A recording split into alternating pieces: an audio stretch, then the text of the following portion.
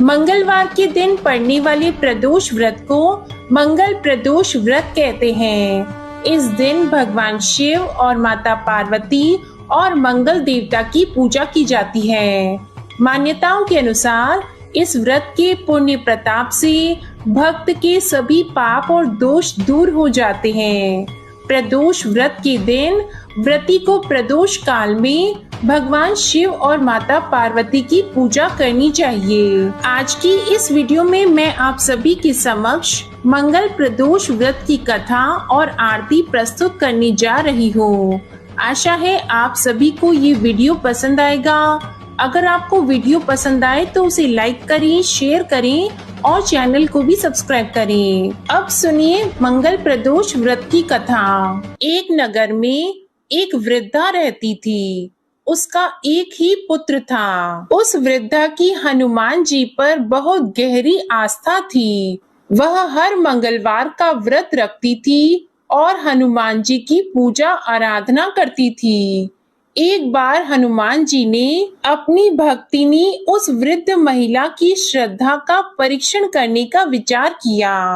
हनुमान जी साधु का वेश धारण कर वृद्धा के घर गए और पुकारने लगे कि है कोई हनुमान भक्त जो हमारी इच्छा पूर्ण करे। तब आवाज उस वृद्धा के कान में पड़ी। पुकार सुनकर वृद्धा जल्दी से बाहर आई और साधु को प्रणाम कर बोली, आज्ञा महाराज। हनुमान वेशधारी साधु बोले, मैं भूखा हूँ, भोजन करूंगा, तुम थोड़ी सी जमीन लीप दो।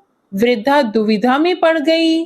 अंततः हाथ जोड़कर बोली, महाराज, लीपने और मिट्टी खोदने के अतिरिक्त आप कोई दूसरी आज्ञा दें, मैं अवश्य पूर्ण करूंगी। साधु ने 3 बार प्रतिज्ञा कराने के बाद कहा, तू अपने बेटे को बुला, मैं उसकी पीठ पर आग जलाकर भोजन बनाऊंगा।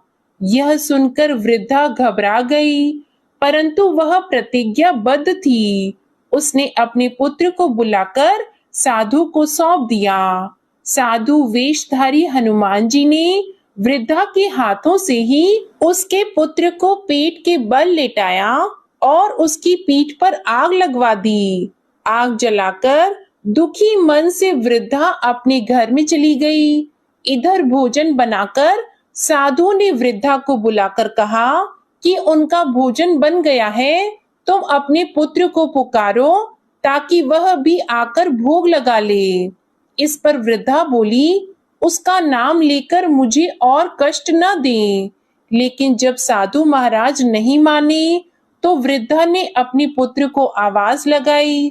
वह अपनी माँ के पास आ गया और अपने पुत्र को जीवित देखकर वृद्धा को बहुत आश्चर्य हुआ। वह साधु के चरणों में गिर पड़ी। तब हनुमान जी अपने वास्तविक रूप में प्रकट हुए और वृद्धा को भक्ति का आशीर्वाद दिया। तो प्रेम से बोले, शंकर भगवान की जय हो, बजरंग बली की जय हो। अब आप सुनिए दूसरी कथा। प्राचीन समय की बात है। एक नगर में सेठ धन दौलत और वैभव से संपन्न था। वह अत्यंत दयालु था। उसके यहाँ से कभी कोई भी खाली हाथ नहीं लौटता था। वह सभी को जी भरकर दान दक्षिणा देता था। लेकिन दूसरों को सुखी देखने वाले सेठ और उसकी पत्नी स्वयं काफी दुखी रहते थे। दुख का कारण था उनके संतान का न होना। संतानहीनता के कारण दोनों बहुत दुखी रहते थे। एक दिन उन्होंने तीर्थ यात्रा पर जाने का निश्चय किया और अपने कामकाज सेवकों को सौंपकर वे चल दिए। अभी वे नगर के बाहर ही निकले थे कि उन्हें एक विशाल वृक्ष के नीचे समाधि लगाए हुए एक तेजस्वी साधु दिखाई दिए। दोनों ने सोचा कि साधु महाराज से आशीर्वाद लेकर आगे की यात्रा शुरू की जाए। पति पत्नी दोनों समाधि लीन साधु के सामने हाथ जोड़कर बैठ गए और उनकी समाधि टूटने की प्रतीक्षा करने लगे। सुबह से शाम और फिर रात हो गई, लेकिन साधु की समाधि नहीं टूटी। मगर सेठ पति पत्नी धैर्य पूर्वक हाथ जोड़कर पूर्ववत बैठे रहे। अंततः अगले दिन प्रातःकाल साधु समाधि से उठे। सेठ पति पत्नी को देखकर वह मंद मंद मुस्काए और आशीर्वाद स्वरूप हाथ उठाकर बोले, मैं तुम्हारे अंतर्मन की कथा भाप गया हूँ। वत्स, मैं तुम्हारे धैर्य और भक्ति भाव से अत्यंत प्रसन्न हूँ। साधु ने संतान प्राप्ति के लिए प्रदोष व्रत करने की विधि समझाई और भगवान शंकर की वंदना बताई। हे रुद्रदेव, शिव आपको नमस्कार है। शिव शंकर जगत गुरु नमस्कार है। हे नीलकंठ सुर नमस्कार है। शशि मौली चंद्र सुख नमस्कार है। हे उमाकांत सुधी नमस्कार है। उग्रत्व रूप मन नमस्कार है। ईशान ईश प्रभु नमस्कार है। विश्वेश्वर प्रभु शिव नमस्कार है। हे शिव शंभु आपको नमस्कार है। इस विधि और इस स्तुति को जानने के बाद तीर्थ यात्रा के बाद दोनों सेठ सेठानी वापस अपने घर को लौटे और नियम पूर्वक प्रदोष का व्रत किया। व्रत के प्रभाव से और शिवजी की कृपा से सेठ की पत्नी ने एक सुंदर पुत्र को जन्म दिया। प्रेम से बोलिए माता पार्वती और भगवान शंकर की जय। अब आप सुनिए भगवान शिव की कथा। बहुत समय पहले वाशकल नामक गांव में बिंदुक नाम का एक ब्राह्मण रहता था। वह अधर्मी, दुरात्मा और महापापी था। उसकी स्त्री बहुत सुंदर थी। उसका नाम चंचुला था। वह सदा उत्तम धर्म का पालन करती थी, परंतु बिंदुक वैश्यगामी था। इस तरह कुकर्म करते हुए बहुत समय व्यतीत हो गया। उसकी स्त्री काम से पीड़ित होने पर भी सधर्म नाश के भय से क्लेश सहकर भी काफी समय तक धर्म भ्रष्ट नहीं हुई, परंतु आगे चलकर वह भी अपने दुराचारी पति के आचरण से प्रभावित होकर दुराचारी और अपने धर्म से विमुख हो गई। इस तरह दुराचार में डूबे हुए उन पति पत्नी का बहुत सा समय व्यर्थ बीत गया। वैश्यगामी दूषित बुद्धि वाला वह दुष्ट ब्राह्मण बिंदुक समय अनुसार मृत्यु को प्राप्त होकर नरक में चला गया। बहुत समय तक नरक के दुखों को भोगकर वह मूढ़ बुद्धि पापी विंध्य पर्वत पर भयंकर पिशाच हुआ। इधर उस दुराचारी बिंदुक के मर जाने पर वह चंचुला नामक स्त्री बहुत समय तक पुत्रों के साथ अपने घर में रहती रही। पति की मृत्यु के बाद वह भी अपने धर्म से गिरकर पर पुरुषों का संग करने लगी थी। सती विपत्ति में भी अपने धर्म का पालन करना नहीं छोड़ती। यही तो तप है। कठिन तो होता है, लेकिन इसका फल मीठा होता है। एक दिन देव योग से किसी पुण्य पर्व के आने पर वह अपने भाई बंधुओं के साथ गोकर्ण क्षेत्र में गई। उसने तीर्थ के जल में स्नान किया और बंदी जनों के साथ यहाँ वहां घूमने लगी। वह एक देव मंदिर में गई। वहां उसने एक ब्राह्मण के मुख से भगवान शिव की परम पवित्र एवं मंगलकारी कथा सुनी। ब्राह्मण कह रहे थे कि जो स्त्रियां व्यभिचार करती हैं, वे मरने के बाद जब यमलोक जाती हैं, तब यमराज के दूत उन्हें तरह तरह से यंत्रणा देते हैं कि वे उसके कामांगों को तप्त लौह के डंडों से दागते हैं। तप्त लौह के डंडों से उसका संसर्ग कराते हैं। ये सारे दंड इतनी वेदना देने वाले होते हैं कि जीव पुकार पुकार कर कहता है कि अब वह ऐसा नहीं करेगा, लेकिन यमदूत उसे छोड़ते नहीं हैं। कर्मों का फल तो सभी को भोगना पड़ता है। देव, ऋषि, मनुष्य सभी इससे बंधे हुए हैं। ब्राह्मण के मुख से ये वैराग्य बढ़ाने वाली कथा को सुनकर चंचुला भय से व्याकुल हो गई। कथा समाप्त होने पर सभी लोग वहां से चले गए। तब कथा बांचने वाले ब्राह्मण देवता से चंचुला ने कहा, हे ब्राह्मण, धर्म को न जानने के कारण मेरे द्वारा बहुत बड़ा दुराचार हुआ है। स्वामी, मेरे ऊपर कृपा कर मेरा उद्धार कीजिए। आपके प्रवचन को सुनकर मुझे इस संसार से वैराग्य हो गया है। मुझ मूढ़ चित्त वाली पापिनी को धिक्कार है। मैं निंदा के योग्य हूँ। मैं बुरे विषयों में फंसकर अपने धर्म से विमुख हो गई थी। कौन मुझ जैसी को मार्ग में मन लगाने वाली पापिनी का साथ देगा? जब यमदूत मेरे गले में फंदा डालकर मुझे बांध कर ले जाएंगे और नरक में मेरे शरीर के टुकड़े करेंगे, तब मैं कैसे उन महायातनाओं को सहन कर पाऊंगी? मैं सब प्रकार से नष्ट हो गई हूँ, क्योंकि अभी तक मैं हर तरह से पाप में डूबी रही हूँ। हे ब्राह्मण, आप मेरे गुरु हैं, आप ही मेरे माता पिता हैं। मैं आपके शरण में आई हूँ। मुझ अबला का अब आप उद्धार कीजिए। इस प्रकार विलाप करती हुई चंचुला ब्राह्मण देवता के चरणों में गिर पड़ी। तब ब्राह्मण ने उसे कृपा पूर्वक उठाया और इस प्रकार कहा, नारी, तुम सौभाग्यशाली हो जो भगवान शंकर की कृपा से तुमने वैराग्यपूर्ण ये कथा सुनी है और कथा को सुनकर समय से अपनी गलती का एहसास कर लिया है। तुम डरो मत और भगवान शिव की शरण में जाओ। उनकी परम कृपा से तुम्हारे सभी पाप नष्ट हो जाएंगे।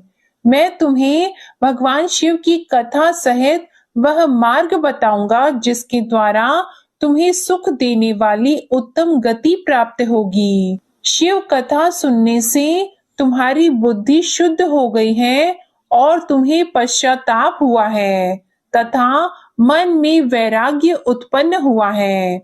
पश्चाताप ही पाप करने वाले पापियों के लिए सबसे बड़ा प्रायश्चित है। जो मनुष्य अपने कुकर्म के लिए प्रायश्चित नहीं करता, वह उत्तम गति प्राप्त नहीं करता, परंतु जिसे अपने कुकृत्य पर हार्दिक पश्चाताप होता है, वह अवश्य ही उत्तम गति का भागीदार होता है।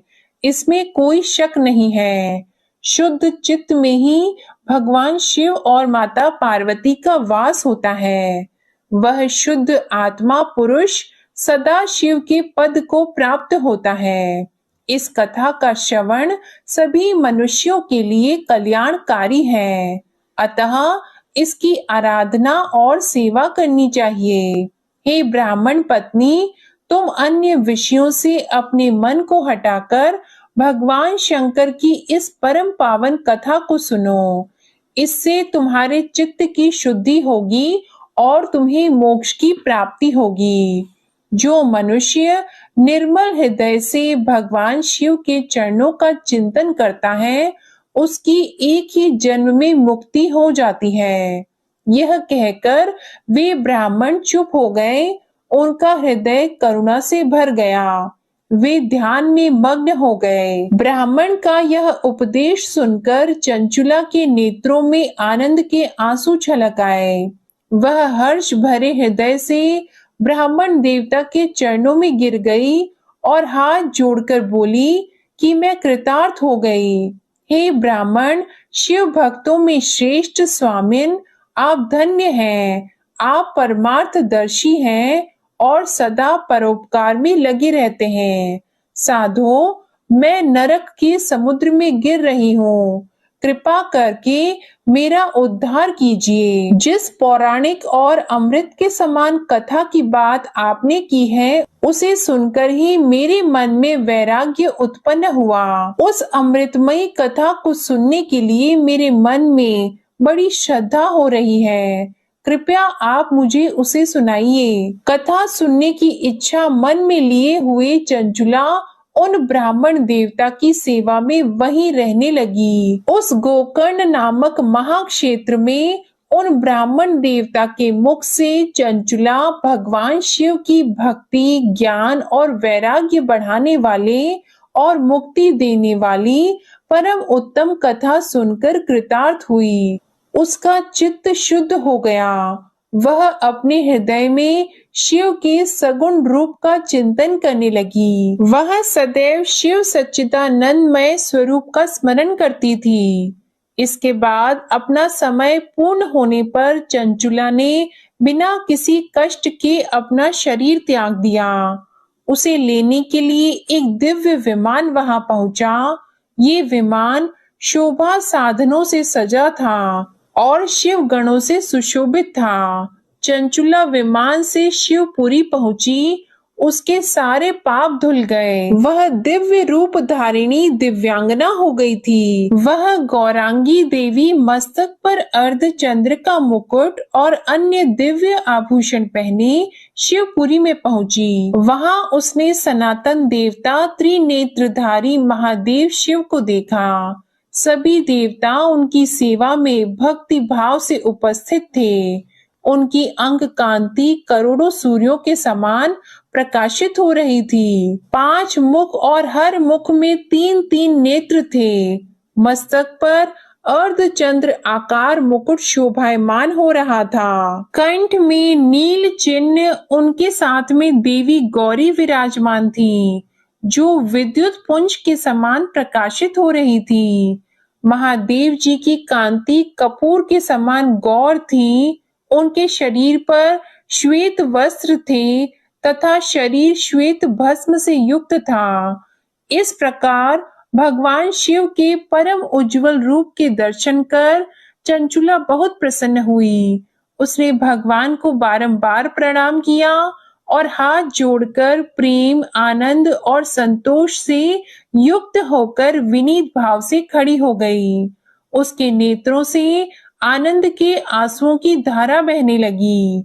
भगवान शंकर और भगवती गौरी उमा ने करुणा के साथ सौम्य दृष्टि से देखकर चंचुला को अपने पास बुलाया। गौरी उमा ने उसे प्रेम पूर्वक अपनी सखी बना लिया। चंचुला सुखपूर्वक भगवान शिव के धाम में उमा देवी की सखी के रूप में निवास करने लगी। एक दिन चंचुला आनंद में मग्न उमा देवी के पास गई और दोनों हाथ जोड़कर उनकी इस स्तुति को करने लगी। हे गिरिराज नंदिनी, स्कंद माता उमा, आप सभी मनुष्यों एवं देवताओं द्वारा पूजित तथा समस्त सुखों को देने वाली हैं। आप शंभु प्रिया हैं। आप ही सगुणा और निर्गुणा हैं। हे सच्चिदानंद स्वरूपा, आप ही प्रकृति की पोषक हैं। हे माता, आप ही संसार की सृष्टि, पालन और संहार करने वाली हैं। इस प्रकार सद्गति प्राप्त चंचुला देवी की स्तुति कर शांत हो गई। उसकी आंखों में प्रेम के आंसू उमड़ आए। तब शंकर प्रिया भक्त वत्सला उमा देवी ने बड़े प्रेम से चंचुला को चुप कराते हुए कहा कि सखी चंचुला, मैं तुम्हारी इस स्तुति से प्रसन्न हूँ। बोलो क्या वर मांगती हो। तब चंचुला बोली, हे गिरिराज कुमारी, मेरे पति बिंदुक इस समय कहाँ हैं? उनकी स्थिति कैसी है मुझे बताइए और कुछ उपाय कीजिए ताकि हम फिर से मिल सकें। हे महादेवी, मेरे पति एक शूद्र जाति वैश्या के प्रति आसक्त थे और पाप में ही डूबे रहते थे। गिरिजा बोली, बेटी, तुम्हारा पति बिंदुक पापी था। उसका अंत बड़ा भयानक हुआ। वैश्या का उपभोग करने के कारण वह मूर्ख नरक में अनेक वर्षों तक अनेक प्रकार के दुख भोग कर अब शेष पाप को भोगने के लिए विंध्य पर्वत पर पिशाच की योनि में रह रहा है और वह दुष्ट वहीं वायु पीकर रहता है और सब प्रकार के कष्ट सहता है। गौरी देवी की ये बात सुनकर चंचुला अत्यंत दुखी हो गई। फिर मन को किसी तरह स्थिर करती हुई दुखी हृदय से माँ गौरी से उसने एक बार फिर पूछा, हे महादेवी, मुझ पर कृपा कीजिए और मेरे पापी पति का अब उद्धार कीजिए। कृपा करके मुझे वह उपाय बताइए जिससे मेरे पति को उत्तम गति प्राप्त हो सके। गौरी देवी ने कहा, यदि तुम्हारा पति भगवान शिव की पुण्यमय उत्तम कथा सुने तो वह इस दुर्गति को पार करके उत्तम गति का भागी हो सकता है। अमृत के समान मधुर गौरी देवी के ये वचन सुनकर चंचुला ने दोनों हाथ जोड़कर मस्तक झुकाकर उन्हें बार बार प्रणाम किया और प्रार्थना की कि मेरे पति को भगवान शिव की कथा सुनाने की व्यवस्था कीजिए। ब्राह्मण पत्नी चंचुला के बार बार प्रार्थना करने पर शिव प्रिया गौरी देवी ने भगवान शिव की महिमा का गान करने वाले गंधर्व राज तुमरू को बुलाकर कहा, तुमरू, तुम्हारी भगवान शिव में प्रीति है। तुम मेरे मन की सभी बातें जानकर मेरे कार्यों को सिद्ध करते हो। तो मेरी इस सखी के साथ विंध्य पर्वत पर जाओ। वहां एक महाघोर और भयंकर पिशाच रहता है। पूर्व जन्म में वह पिशाच बिंदुक नामक ब्राह्मण मेरी इस सखी चंचुला का पति था। वह वैश्यागामी हो गया था। वह स्नान संध्या आदि नित्य कर्म छोड़कर अपवित्र रहने लगा। क्रोध के कारण उसकी बुद्धि भ्रष्ट हो गई थी। दुर्जनों से उसकी मित्रता तथा सज्जनों से द्वेष बढ़ गया था। वह अस्त्र शस्त्र से हिंसा करता, लोगों को सताता और उनके घरों में आग लगा देता था। चांडालों से दोस्ती करता और वह रोज वैश्या के पास जाता था। पत्नी को त्याग कर दुष्ट लोगों से दोस्ती कर उन्हीं के संपर्क में रहता था। वह मृत्यु तक दुराचार में फंसा रहा। मृत्यु के बाद उसे पापियों के भोग स्थान यमपुरी में ले गए। वहां घोर नरकों को सहकर इस समय वह विंध्य पर्वत पर पिशाच बनकर रह रहा है और पापों का फल भोग रहा है। तुम उसके सामने परम पुण्यमयी पापों का नाश करने वाली भगवान शिव की दिव्य कथा का प्रवचन करो। इस कथा के सुनने से उसका हृदय सभी पापों से मुक्त होकर शुद्ध हो जाएगा और वह प्रेत योनि से मुक्त हो जाएगा। दुर्गति मुक्त होने पर उस बिंदुक नामक पिशाच को तुम विमान पर बिठाकर भगवान शिव के पास ले आना। माँ उमा का आदेश पाकर गंधर्व राज तुमरू प्रसन्नता पूर्वक अपने भाग्य की सराहना करते हुए चंचुला को साथ लेकर विमान से पिशाच के निवास स्थान विंध्य पर्वत पर गया। वहां पहुंचकर उसने विशाल आकृति वाले पिशाच को देखा। उसका शरीर विशाल था, उसकी ठोड़ी बड़ी थी। वह कभी हंसता, कभी रोता, कभी उछलता था। महाबली तुमरू ने बिंदुक नामक पिशाच को पाशों से बांध लिया। उसके पश्चात तुमरू ने कथा बांचने के लिए स्थान तलाश कर मंडप की रचना की। शीघ्र ही इस बात का पता लोगों को चल गया कि एक पिशाच के उद्धार हेतु देवी पार्वती की आज्ञा से तुमरू भगवान शिव की कथा सुनाने विंध्य पर्वत पर आया है। उस कथा को सुनने के लोभ से बहुत से देवर्षि वहां पहुंच गए। सभी को आदर पूर्वक स्थान दिया गया। पिशाच बिंदुक को पाशों में बांधकर आसन पर बिठाया गया और तब तुमरू ने परम उत्तम भगवान शिव की अमृत कथा का गान शुरू किया, जिससे सभी श्रोता कृतार्थ हो गए। परम पुण्यमयी कथा को सुनकर पिशाच सभी पापों से मुक्त हो गया और उसने पिशाच शरीर का त्याग कर दिया। शीघ्र ही उसका रूप दिव्य हो गया। उसका शरीर गौर वर्ण का हो गया। शरीर पर श्वेत वस्त्र एवं पुरुषों के आभूषण आ गए। इस प्रकार दिव्य देहधारी होकर बिंदुक अपनी पत्नी चंचुला के साथ स्वयं भी भगवान शिव का गुणगान करने लगा। उसे दिव्य रूप में देखकर सभी को बहुत आश्चर्य हुआ। उसका मन परम आनंद से परिपूर्ण हो गया। सभी भगवान महेश्वर के अद्भुत चरित्र को सुनकर कृतार्थ होकर उनका यशोगान करते हुए अपने अपने धाम को चले गए। बिंदुक अपनी पत्नी चंचुला के साथ विमान में बैठकर शिवपुरी की ओर चल दिया। महेश्वर के गुणों का गान करता हुआ बिंदुक अपनी पत्नी चंचुला और तुमरू के साथ शीघ्र ही शिव धाम पहुंच गया। भगवान शिव देवी पार्वती ने उसे अपना पार्षद बना लिया। दोनों पति पत्नी सुखपूर्वक भगवान महेश्वर एवं देवी गौरी के श्री चरणों में अविचल निवास पाकर धन्य हो गए। बोलिए उमा महेश्वर भगवान की जय। आइए अब सुनते हैं बिल्व वृक्ष की महिमा।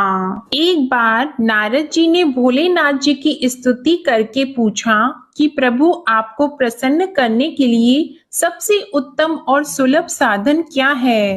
हे त्रिलोकीनाथ, आप तो निर्विकार और निष्काम हैं, आप सहज ही प्रसन्न हो जाते हैं। फिर भी मेरे जानने की इच्छा है कि आपको क्या प्रिय है। तब शिव जी बोले, नारद जी, वैसे तो मुझे भक्त के भाव सबसे प्रिय हैं, फिर भी आपने पूछा है तो मैं बताता हूँ। मुझे जल के साथ साथ बिल्व पत्र बहुत प्रिय हैं। जो अखंड बिल्व पत्र मुझे श्रद्धा से अर्पित करते हैं, मैं उन्हें अपने लोक में स्थान देता हूँ। नारद जी भगवान शंकर और माता पार्वती की वंदना करके अपने लोक को चले गए। उनके जाने के पश्चात पार्वती जी ने शिव जी से पूछा कि हे प्रभु, मेरी ये जानने की बड़ी तीव्र इच्छा हो रही है कि आपको बेल पत्र इतने प्रिय क्यों हैं? कृपा करके मेरी जिज्ञासा को शांत कीजिए। तब शिव जी बोले, हे शिवे, बिल्व के पत्ते मेरी जटा के समान है। उसका त्रिपत्र यानी 3 पत्ते ऋग्वेद, यजुर्वेद और सामवेद हैं। शाखाएं समस्त शास्त्र का स्वरूप है। बिल्व वृक्ष को आप पृथ्वी का कल्प वृक्ष समझें, जो ब्रह्मा, विष्णु और शिव स्वरूप है। हे पार्वती, स्वयं महालक्ष्मी जी ने शैल पर्वत पर बिल्व वृक्ष रूप में जन्म लिया था। इस कारण भी बेल का वृक्ष मेरे लिए अति प्रिय है। महालक्ष्मी जी ने बिल्व का रूप धरा, ये सुनकर पार्वती जी कौतूहल में पड़ गई और पार्वती जी कौतूहल से उपजी जिज्ञासा को रोक न पाईं। उन्होंने पूछा, देवी लक्ष्मी ने आखिर बिल्व वृक्ष का रूप क्यों लिया? आप ये कथा विस्तार से कहें। तब भोलेनाथ ने देवी पार्वती जी को कथा सुनाना आरंभ किया। हे देवी, सतयुग में ज्योति रूप में मेरे अंश का रामेश्वर लिंग था। ब्रह्मा आदि देवों ने उसका विधिवत पूजन अर्चन किया था। इसका परिणाम ये हुआ कि मेरे अनुग्रह से वाणी देवी सबकी प्रिय हो गई। वे भगवान विष्णु को सतत प्रिय हो गई। मेरे प्रभाव से भगवान केशव के मन में वाग देवी के लिए जितनी प्रीति उत्पन्न हुई, वह स्वयं लक्ष्मी जी को नहीं भाई। लक्ष्मी देवी का श्री हरि के प्रति मन में कुछ दुराव पैदा हो गया। वह चिंतित और रुष्ट होकर चुपचाप परम उत्तम श्री शैल पर्वत पर चली गईं। वहां उन्होंने तप करने का निश्चय किया और उत्तम स्थान का चयन करने लगी। महालक्ष्मी ने उत्तम स्थान का निश्चय करके मेरे लिंग विग्रह की उग्र तपस्या प्रारंभ की। उनकी तपस्या कठोरतम होती जा रही थी। हे परमेश्वरी, कुछ समय के बाद महालक्ष्मी जी ने मेरे लिंग विग्रह से थोड़ा ऊर्ध्व में एक वृक्ष का रूप धारण कर लिया। अपने पत्तों और पुष्प द्वारा निरंतर मेरा पूजन करने लगी। इस तरह महालक्ष्मी जी ने लाखों वर्षों तक घोर आराधना की। अंततः उन्हें मेरा अनुग्रह प्राप्त हुआ। मैं वहां प्रकट हुआ और देवी से इस घोर तप की आकांक्षा पूछकर वर देने को तैयार हुआ। महालक्ष्मी जी ने मांगा कि श्री हरि के हृदय में मेरे भाव से वाग देवी के लिए जो स्नेह हुआ है वह समाप्त हो जाए। तब शिव जी बोले, मैंने महालक्ष्मी जी को समझाया, श्री हरि के हृदय में आपके अतिरिक्त किसी और के लिए कोई प्रेम नहीं है। वाग देवी के प्रति उनका प्रेम नहीं अपितु श्रद्धा है। यह सुनकर लक्ष्मी जी प्रसन्न हो गईं और पुनः श्री विष्णु के हृदय में स्थित होकर निरंतर उनके साथ विहार करने लगी। हे पार्वती, महालक्ष्मी के हृदय का एक बड़ा विकार इस प्रकार दूर हो गया। इस कारण हरिप्रिया उसी वृक्ष रूप में सर्वदा अतिशय भक्ति से भरकर यत्न पूर्वक मेरी पूजा करने लगी। हे पार्वती, इसी कारण विश्व का वृक्ष उसके पत्ते, फल, फूल आदि मुझे बहुत प्रिय हैं। मैं निर्जन स्थान में बिल्व वृक्ष का आश्रय लेकर रहता हूँ। बेल वृक्ष को सदा सर्व तीर्थ में एवं सर्व देवमय मानना चाहिए। बिल्व पत्र, बिल्व फूल, बिल्व वृक्ष अथवा बिल्व काष्ठ के चंदन से जो मेरा पूजन करता है वह भक्त मेरा अति प्रिय है। बिल्व वृक्ष को शिव के समान ही समझो। वह मेरा शरीर है जो बिल्व पर चंदन से मेरा नाम अंकित करके मुझे अर्पण करता है। मैं उसे सभी पापों से मुक्त करके अपने लोक में स्थान देता हूँ। हे देवी, उस व्यक्ति को स्वयं लक्ष्मी जी भी नमस्कार करती है जो मेरा पूजन करते हैं। जो बिल्व मूल में प्राण छोड़ता है उसको रुद्र देह प्राप्त होता है और ऐसे मनुष्य पर सदैव ही माता लक्ष्मी की कृपा रहती है और साथ ही साथ भगवान नारायण की कृपा भी उन पर सदैव बनी रहती है। प्रेम से बोलिए भगवान शिव और माता पार्वती की जय। अब आप सुनिए प्रदोष व्रत की आरती। ओम जय शिव ओंकारा, स्वामी जय शिव ओंकारा। ब्रह्मा विष्णु सदा शिव, ब्रह्मा विष्णु सदा शिव। अर्धांगी धारा, ओम जय शिव ओंकारा। एकानन चतुरानन पंचानन राजे, स्वामी पंचानन राजे। हंसानन गरुड़ासन, हंसानन गरुड़ासन। वृषवाहन साजे, ओम जय शिव ओंकारा। दो भुज चार चतुर्भुज, 10 भुज अति सोहे, स्वामी 10 भुज अति सोहे। त्रिगुण रूप निरखता, त्रिगुण रूप निरखता। त्रिभुवन जन मोहे, ओम जय शिव ओंकारा। अक्षमाला वनमाला रुंडमाला धारी, स्वामी रुंडमाला धारी। चंदन मृग मद सोहे, चंदन मृग मद सोहे। भाले शशिधारा, ओम जय शिव ओंकारा। श्वेतांबर पीतांबर बाघंबर अंगी, स्वामी बाघंबर अंगी। सनकादिक गरुणादिक, सनकादिक गरुणादिक। भूतादिक संगी, ओम जय शिव ओंकारा।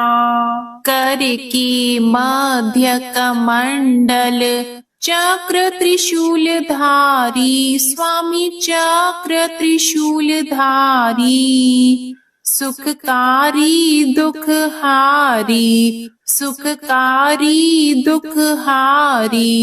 जग पालनकारी, ओम जय शिव ओंकारा। ब्रह्मा विष्णु सदा शिव, जानत अविवेका, स्वामी जानत अविवेका।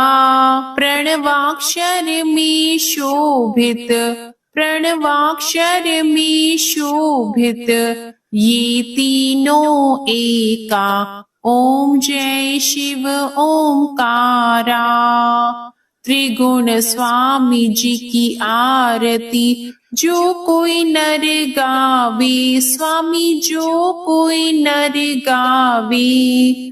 कहत शिवानंद स्वामी, रटत भोलानंद स्वामी। सुख संपत्ति पावे, ओम जय शिव ओंकारा।